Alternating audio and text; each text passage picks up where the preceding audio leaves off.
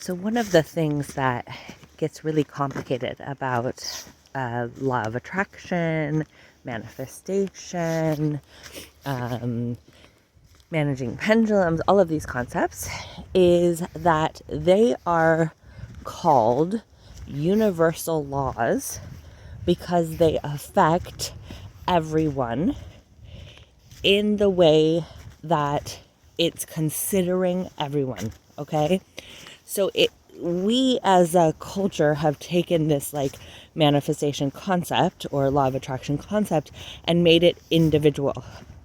But that's really not how universal laws work, right? It's not just you and your one life.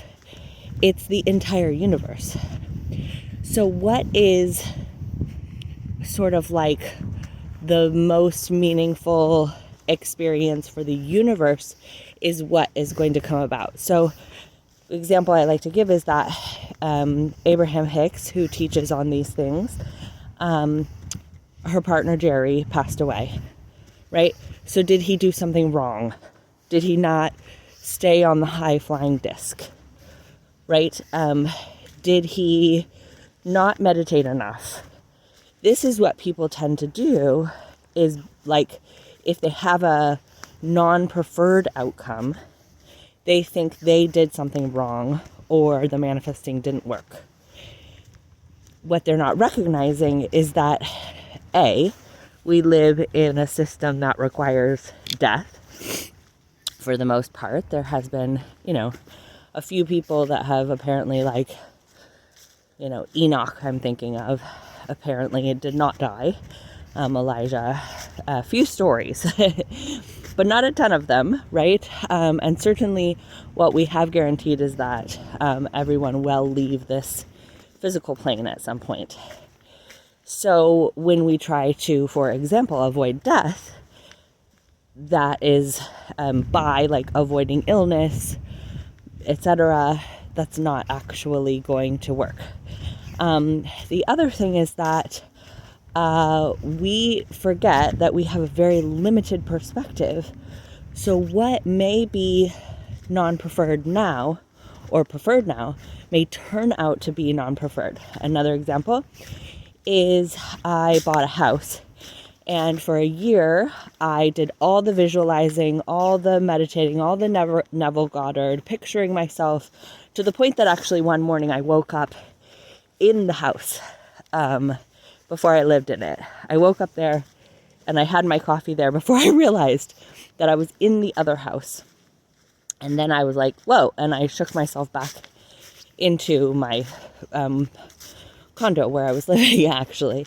So it became such a reality to me that it actually, I ended up getting the house, right?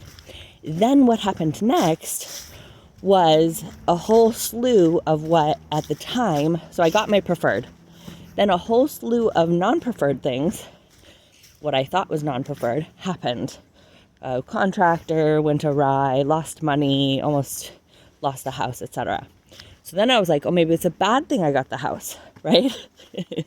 Then I got through that, and I got an extra loan, and I found a new contractor, and we saved the house, and now I'm in the house. And so maybe it did work out, right? So this worked out is not a good place to, it's not good is a tricky word.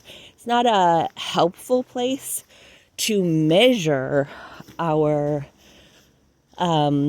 manifesting skills, whatever that means, because manifesting is not something you do intermittently. It's just what's happening all of the time.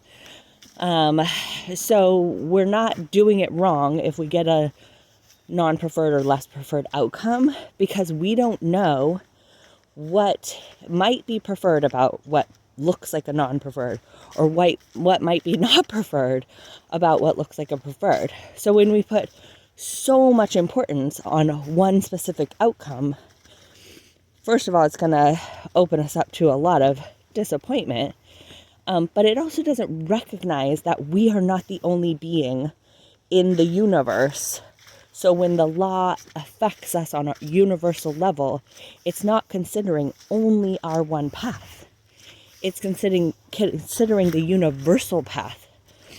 And what might look non-preferred to you might be preferred on a universal scale.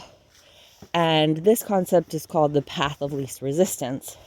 And it's that the universe is moving in such a way that the evolution is being supported.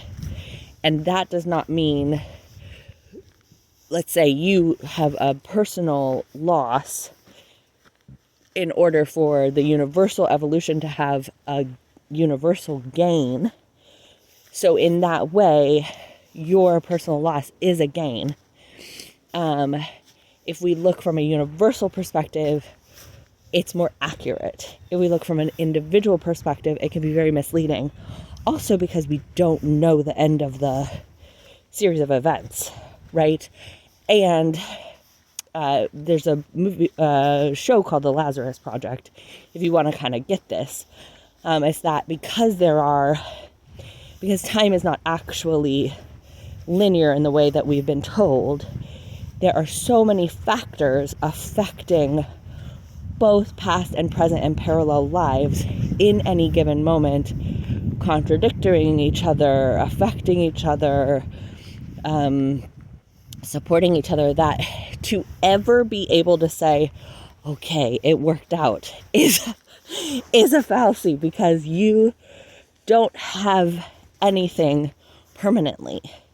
There is no change. Like, let's say, for example, I have my quote-unquote perfect life right now, okay?